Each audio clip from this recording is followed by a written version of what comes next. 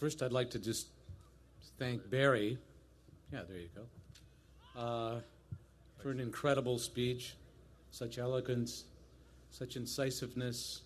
He kind of said it all, but here I am to say some more, so I'll try. I'm Gerald Casale, Honors College class of 1970, Kent State alumni and founder and co-songwriter of the music group DEVO. I'm honored to be here today to address old friends and acquaintances, as well as the young people who weren't alive when the killing and wounding of students at Kent occurred 40 years ago. I was not only there then, I was in the thick of it, retreating from the National Guardsmen, choking on the tear gas along with hundreds of fellow students. To paraphrase an old country song, we didn't know the guns were loaded. I could have been shot and killed. I was certainly closer to the gunfire than Jeffrey Miller or Allison Krauss, freshman students who I'd befriended when I helped them register for classes. But I lucked out, unlike them. I escaped the random scattergun fate meted out by the part-time soldiers, the same age as the ones they killed and wounded. That day in May was the single most traumatic moment in my entire life. I remember the sights and sounds and the horrific mix of toxic chemicals and gunpowder fouling up the crisp spring air in the blue sky day.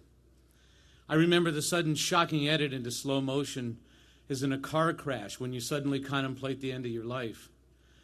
And I remember the screaming and moaning and swelling up from the crowd as we realized almost in unison the students had been shot. There were bodies on the ground. Chaos, shiny red blood flowing down the sidewalks and the asphalt road in the noonday sun. Students and teachers frozen in position began falling and weeping and begging for calm. The soldiers at the top of the hill clutching their M1 rifles looked on like scared little boys playing war. But the bullets were real. For many others and myself, that single moment changed the dynamic of civil disobedience forever. It changed my worldview and without question set me on a path I would never have traveled otherwise. My eyes were opened. Brute power had won the day. As George Orwell said, history is the boot coming down in the face of humanity over and over again. I wanted to retaliate. I wanted justice. But for Jeffrey and Allison, Sandra and William, and the maimed and wounded, it turned out there would never be justice. That's why I'm here today, to try to dispense a small kernel of justice by giving personal testament to the significance of the deaths that occurred here 40 years ago. Though the forces of illegitimate authority and the agenda of the victors who write history have more or less conspired against truth and remembrance, we must never forget why Jeffrey, Allison, and Sandra, and William, and the rest gathered on the Commons that day in 1970. They were here, as I was, because we had been watching and paying attention as the Constitution and the Bill of Rights were being twisted and misappropriated by President Richard Nixon in an order that he could justify the expansion of the heinous Vietnam War into Cambodia without an act of Congress. And we were here because SDS, in solidarity with the Black Students Union, had clashed previously with the Oakland Police Force recruiters when they had invaded our campus. And we were here because we had watched in horror at the serial assassinations of Martin Luther King, Malcolm X, and then RFK. We were there because there was a collective sense that in our country, things were turning inside out from forces so dark and hateful that doom and gloom ruled over our normal rites of spring. And that was then. But today, it feels to me like apathy has replaced activism. Today, the notion that students would be upset about such corrupt maneuvering by our government seems antiquated, almost cute. And I'm not talking about Tea Party style upset.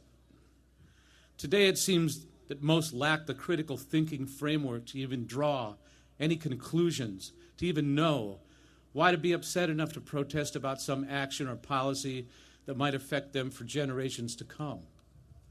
Instead, they regurgitate sound bites from Fox News. But they do get upset about Best Buy running out of the Xbox 360 at Christmas time. De-evolution is real, unfortunately. We've been marching backward, full speed ahead. The level of discourse has been so dumbed down that last year Octomom was the biggest story 8 weeks running. It's all too much like Mike Judge's thinly veiled satirical movie, Idiocracy, where a present-day slacker who is cryogenically frozen wakes up in the U.S. 300 years in the future and finds that he's the smartest guy in a country run by Walmart. The right-wing forces definitely systematically decimated the public education system in America ever since that time we struggled through. And they did their job well. Almost too well. Almost each erosion of freedom and fair play that we in the 60s counterculture warned about has come to pass. And yet, most of us who do not drink the corporate Kool-Aid and who do know better seem to lack a civic-minded value system. We say we're not political. We pay attention to our 401ks. We live in fear and step in time to the New World Order.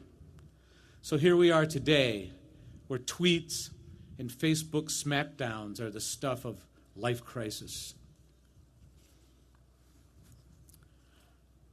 40 years ago, however, while there were those who would mindlessly wave the flag and couldn't wait to dismiss the mess of democracy in favor of unfettered capitalism, there was a large opposing force of informed people, writers and statesmen, professors, students, working people, oppressed minorities, who understood the nature of the cultural civil war we were immersed in. They knew that in one sense everything is political. It's an inescapable fact in a world where people must live together. They knew that freedoms were hard fought and easily eroded over time in the absence of vigilance. Back then in 1970, we were trying each in our own capacity to beat back the encroachment of the much ballyhooed military-industrial complex as it marched roughshod towards like a Chinese-style corporate feudal state where the centralization of power could let it reign absolute. In its face, we were stridently, and I do say stridently, advancing humane social models and decentralized government that would least exacerbate the fact that we're all here fated to suffer and die in the first place. Why did these authoritarian foes want to ruthlessly exploit the human condition? Why wouldn't they want to help out? We were naive students, to say the least.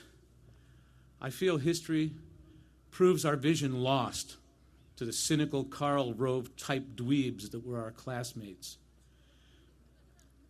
Thanks to their ilk, really, and Ann Coulter while we're at it.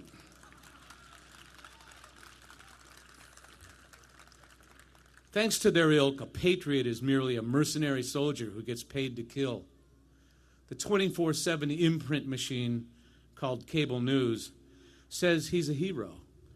On the other hand, they say a protester is a troublemaker, the nail that sticks out that must be hammered.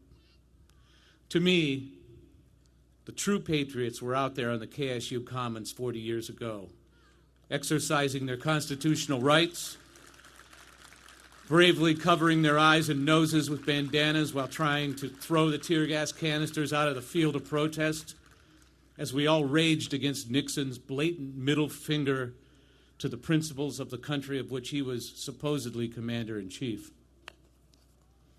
Jeffrey and Allison, Sandra and William are nothing less than 20th century martyrs for this reason alone.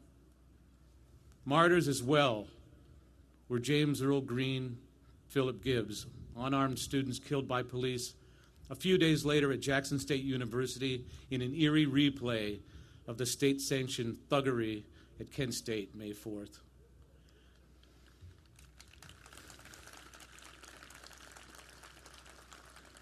When the smoke settled after May 4th and The police blamed the students, and popular media polls indicated that the majority of Americans thought we deserved to be shot. And James Michener marched through town to whitewash the event in a shamefully biased account. The horror quickly faded, except for those of us who were here. And years later, of course, the courts finished off the insult by practically dismissing the class action suit brought by the families of the murdered and wounded students. So many worldwide large-scale atrocities had followed in the ensuing years that a handful of student deaths seemed inconsequential to a public numbed by state-sponsored slaughter.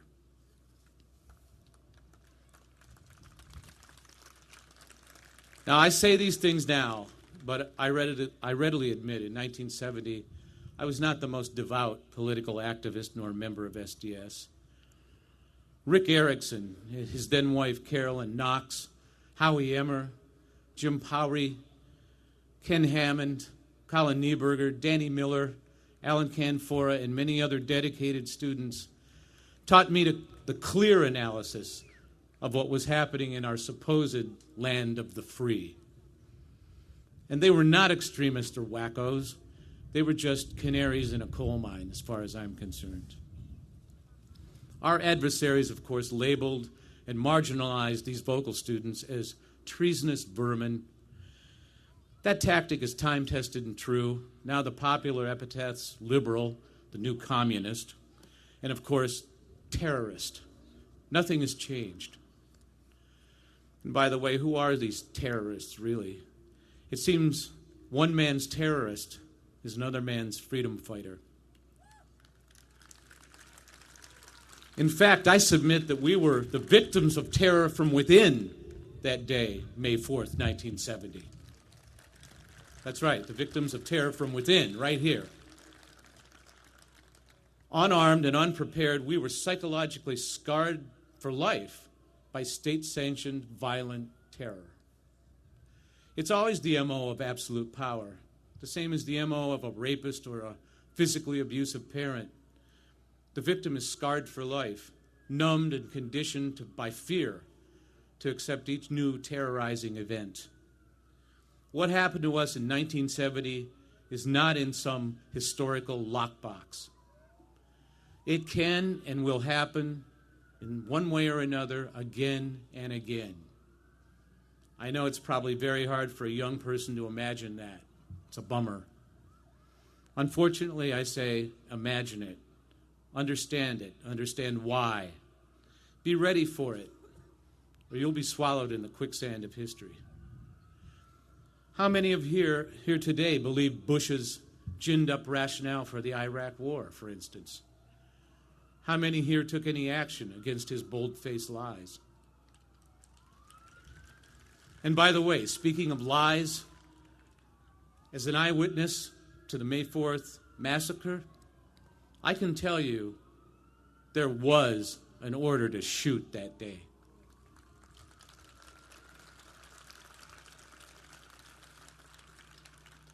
So for Jeffrey, Allison, Sandra, William, and all who unjustly lost their lives to corrupt power, I say to anyone listening and anyone here today, please never forget.